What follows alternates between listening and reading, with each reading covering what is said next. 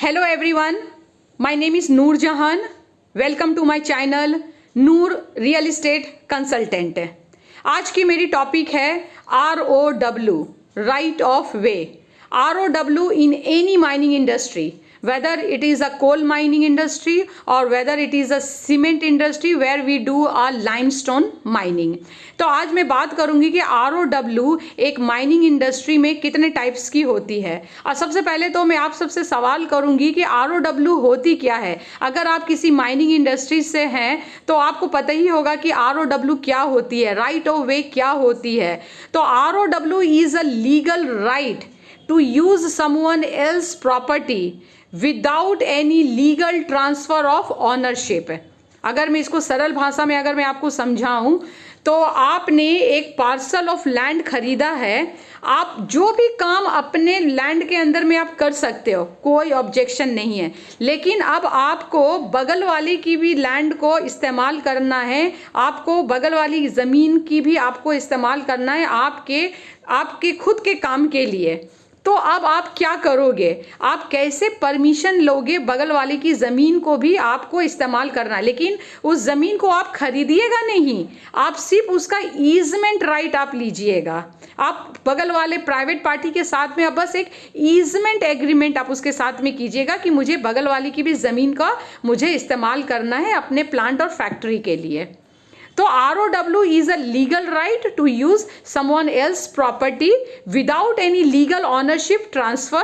But if it is a private land, you have to just pay a compensation one time to it. And if it is a government land, then you have to take an approval to use that particular land. तो आज मैं बात करूंगी कि what are the different types of ROW in mining industry। अगर आपका कोयले का माइनिंग इंडस्ट्री है या फिर कोई सीमेंट की माइनिंग इंडस्ट्री है जहाँ पे लाइमस्टोन की माइनिंग हो रही है, तो वहाँ पे कितने टाइप्स के ROW होते हैं, उनका अप्रूवल कहाँ से लेना है और अप्रूवल लेने की क्या प्रोसेस होती है, तो आज मैं इसी टॉपिक में बात करूँगी। तो सबसे पहला चीज़ ये होती है, आपने एक बिग पार्सल ऑफ लैंड लिया है अपना माइनिंग प्लांट के लिए, और वो प्लांट जो है वो कहीं किसी विलेज एरिया में है और वहाँ से कोई रास्ता नहीं है आपके प्लांट तक पहुँचने के लिए, कच्ची सड़क है या फिर पूरे खाली खेत है। तो वहाँ से आपको एक प्राइवेट रोड बनानी है सबसे पहले, सो दैट कि आप अपने प्लांट तक पहुँच सके, आपका मटेरियल प्लांट तक पहुंच सके, आपके लेबर प्लांट तक पहुंच सके। तो आपको सबसे पहले एक प्राइवेट रोड बनानी पड़ेगी जिसे कहते हैं रोड एक्सेस ROW। अब आप चाहोगे कि आपने एक प्राइवेट रोड आपने बना दिया है, अब आप चाहोगे कि वो रोड सबसे पहले आप किसी ग्राम पंचायत से वो रोड क्रॉस करेगी। जब वो ग्राम पंचायत से क्रॉस करेगी तो आपको ग्राम पंचायत का आपको अप्रूवल लेनी पड़ेगी। फिर वो रोड एक अर्बन एरिया से क्रॉस करेगी तो आपको वहाँ का म्युनिसिपल कॉरपोरेशन से आपको अप्रूवल लेनी पड़ेगी। फिर आपका रोड स्टेट में जा कर के टच करेगा, स्टेट रोड में, तब आपको वहाँ पे PWD से अप्रूवल लेनी पड़ेगी। और अब आपकी रोड हाईवे के साथ में टच कर रही है तो यहाँ पे आपको नेशनल हाईवे अथॉरिटी से आपको अप्रूवल लेनी पड़ेगी।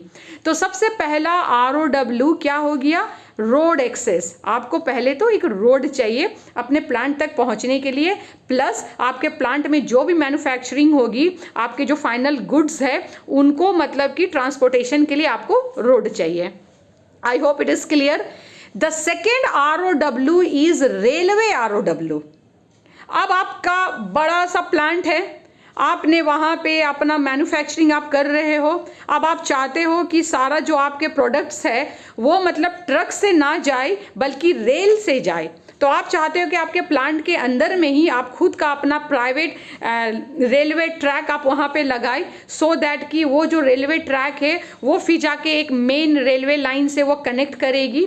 तो यहाँ पे आपको अप्रूवल लेना पड़ेगा इंडियन रेलवे से, क्योंकि आपको एक प्राइवेट पटरी चाहिए, रेलवे की ट्रैक चाहिए जहाँ से आप अपने सामान को लोड कीजिएगा और आपका मटेरियल मेन मार्केट तक पहुँच पाएगी। तो पहला था आपको रोड ROW, दूसरा हो गया आपका रेलवे का ROW। अब तीसरा ये है, अब आपका एक बड़ा सा माइनिंग प्लांट है, चाहे वो कोयले की माइनिंग हो रही हो या लाइमस्टोन की माइनिंग हो रही हो, तो आपको अपने प्लांट में पानी की तो ज़रूरत पड़ेगी, आपको वाटर की ज़रूरत पड़ेगी, आपको वाटर चाहिए। तो third ROW is underground water pipeline ROW। अब आपको ये पानी कहाँ से मिलेगी? आइदर ये पानी आप सिटी से लीजिएगा, अगर आप सिटी से ले रहे हो तो आपको म्युनिसिपल कॉरपोरेशन का अप्रूवल लेना पड़ेगा। अगर आप पानी रिवर से ले रहे हो, वो रिवर आपके प्लांट से 5 किलोमीटर दूरी पे है, तो आपको वहाँ पे वाटर रिसोर्स डिपार्टमेंट से आपको वहाँ पे अप्रूवल लेनी पड़ेगी। चलिए, पानी भी आपके प्लांट तक पहुँच गई है। अब आपको अपने प्लांट में बिजली की कनेक्शन चाहिए, you need electricity connection in your plant. So the next ROW is power ROW, मतलब कि आपको वहाँ पे इलेक्ट्रिसिटी का ROW आपको चाहिए। लाइक फॉर एग्जांपल, आपकी बड़ी सी एक प्लांट है और आपके प्लांट में 132 kV का ट्रांसमिशन लाइंस आना है, तो आपको वहाँ पे ट्रांसमिशन पोल लगानी पड़ेगी, आपको वहाँ पे केबल डालना पड़ेगा। तो इसके लिए आपको अप्रूवल लेनी पड़ेगी स्टेट इलेक्ट्रिसिटी बोर्ड से। और अगर आप चाहते हो कि आपको प्लांट को बहुत हाई टेंशन पावर की लाइन चाहिए, तब आपको अप्रूवल लेनी पड़ेगी CEA, सेंट्रल इलेक्ट्रिसिटी अथॉरिटी से आपको अप्रूवल लेनी पड़ेगी। Okay, got it? Now, the second set of ROW which you required is a conveyor belt ROW. अगर आप कभी भी माइनिंग इंडस्ट्री में अगर आपने देखा है, तो माइनिंग एक एरिया पे हो रही है जहाँ पे माइनिंग साइट है, और आपकी फैक्ट्री मान लीजिए वहाँ से 10 किलोमीटर की दूरी पे है। तो माइनिंग साइट से जो रॉ मटेरियल जो निकली है उसको मुझे अपनी फैक्ट्री तक पहुंचाना है, तो वहाँ पे हम 10 किलोमीटर का कन्वेयर बेल्ट लगेगी। तो उस कन्वेयर बेल्ट से सारा रॉ मटेरियल माइनिंग साइट से फैक्ट्री तक पहुंचेगी।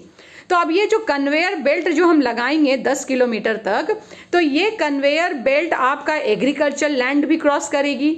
जब ये एग्रीकल्चर लैंड क्रॉस कर रही है तो आपको वहाँ का डिस्ट्रिक्ट कलेक्टर से आपको अप्रूवल लेना पड़ेगा। और अगर ये कोई प्राइवेट लैंड को पास कर रही है तो प्राइवेट लैंड ओनर के साथ मिल करके आपको उसके साथ नेगोशिएट करके वन टाइम आपको कंपनसेशन उसको देनी पड़ेगी, ईजमेंट राइट आपको करना पड़ेगा। तीसरा ये है कि अगर जब ये आपका सिटी से जब ये क्रॉस करेगा तो वहाँ पे आपको जो वहाँ का म्युनिसिपल कॉरपोरेशन है, वहाँ के जो डेवलपमेंट अथॉरिटी है, उनका अप्रूवल आपको चाहिए।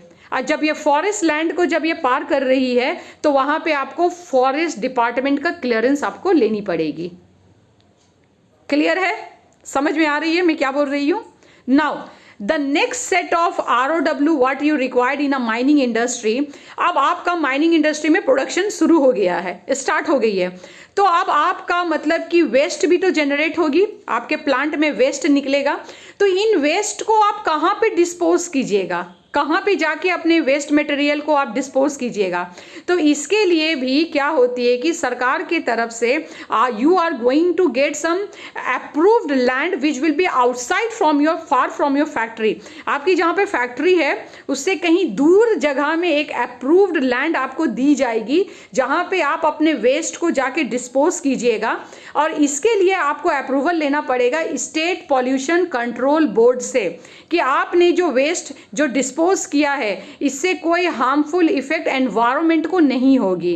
Plus you have to also get a environmental clearance from the MOEFCC, ministry of environment forest and climate change से, कि जो भी ये डिस्पोज आपने जो भी वेस्ट आपने डिस्पोज किया है इसका कोई भी एडवर्स इफेक्ट एनवायरनमेंट पे नहीं होगी। Got it? The next set of document what you required in the ROW in any mining industry, that you required a gas pipeline connection। बहुत सारी माइनिंग इंडस्ट्री होती है जिसको एक नेचुरल गैस सप्लाई चाहिए अपने प्लांट के लिए, तो वहाँ पे आपको अंडरग्राउंड पाइप बिछाना पड़ेगा, पाइपलाइन बिछानी पड़ेगी ताकि वो gas supply natural gas supply आपके प्लांट तक पहुँच सके। तो यहाँ पे आपको अप्रूवल लेनी पड़ेगी PNGRB। किसी को फुल फॉर्म पता है? मेरे कमेंट बॉक्स में कीजिएगा। PNGRB, petroleum and natural gas regulatory board. तो यहाँ पे मैंने आपको 8 टाइप्स ऑफ ROW में आपको बताई हूँ कि कोई भी एक माइनिंग इंडस्ट्री है, चाहे वो कोल माइनिंग हो या फिर लाइमस्टोन माइनिंग हो किसी सीमेंट इंडस्ट्री के लिए, तो 8 टाइप्स ऑफ ROW होती है। पहला रोड ROW, दूसरा रेलवे ROW, तीसरा अंडरग्राउंड वाटर पाइपलाइन ROW, चौथा power line electricity ROW, next conveyor belt ROW, next waste disposal, जो वेस्ट जो है इसको डिस्पोज करना उसका ROW, एनवायरमेंटल का ROW, गैस पाइपलाइन का ROW। तो मैंने आपको 8 टाइप्स ऑफ ROW बताई हूँ। आपको अगर किसी और टाइप्स भी अगर आपको पता है तो प्लीज़ मेरे कमेंट बॉक्स में कमेंट कीजिएगा, what are the other types of ROW which are required in any mining industry. आपको तो मैंने बता दिया कि कितने टाइप के ROW है और कहाँ कहाँ से क्या अप्रूवल लेनी है। अब बात ये करनी है कि अप्रूवल लेनी कैसी है, what is the process, how I am going to take the approval, कैसे लेनी है। 2 टाइप है, एक गवर्नमेंट की लैंड है और एक प्राइवेट की लैंड है।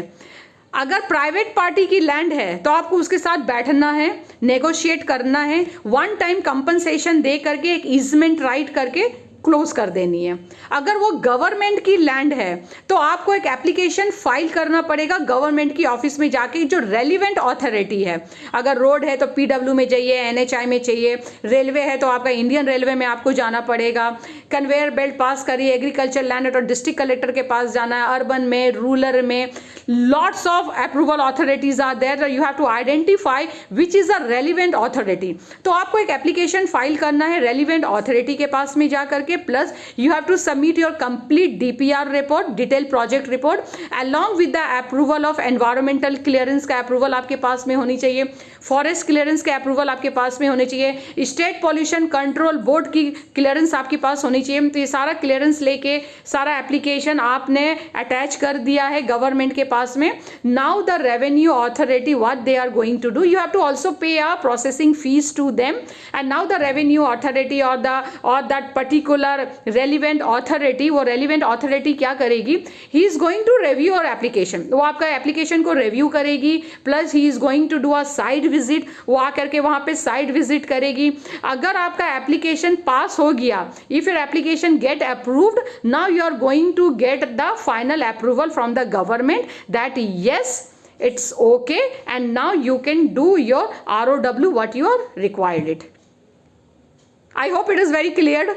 See, any professional who is working in a mining industry or any real estate industry, everywhere there are certain list of ROW is there which is known as a right of way, जिसका मतलब ये होती है कि you are using someone else property without any transfer of legal ownership, just you are doing a easement right, easement agreement from that particular owner if it is a private landowner, but if it is a government then you have to take an approval from the government. I hope आपको मेरी video पसंद आई होगी।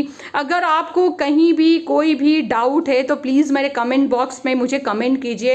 अगर आप कुछ नई topic में मुझसे चाहते हो कि मैं इस पर्टिकुलर टॉपिक में एक वीडियो शूट करूं तो मैं उस पर्टिकुलर वीडियो को भी मैं शूट करूंगी। अगर आपको मेरा वीडियो पसंद आया है तो इसे लाइक कीजिए, सब्सक्राइब कीजिए, आगे लोगों तक शेयर कीजिए, और मैं बहुत जल्द आपके साथ फिर एक नई टॉपिक में एक नई वीडियो में आकर के मिलूंगी।